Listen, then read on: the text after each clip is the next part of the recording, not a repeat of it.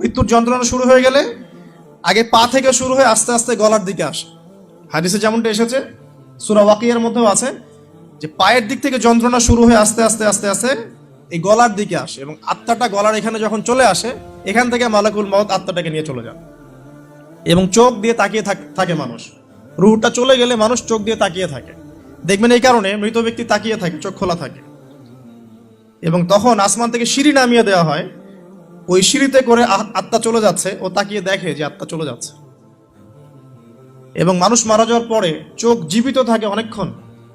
Medical science যারা পড়েছে তাদেরকে জিজ্ঞাসা করবেন, মানুষ ডেড হয়ে গেলেও চোখ দেখবেন আরো কয়েক ঘন্টা, হয়তো আরো নির্দিষ্ট একটা সময় পর্যন্ত চোখটা কিন্তু জীবিত থাকে।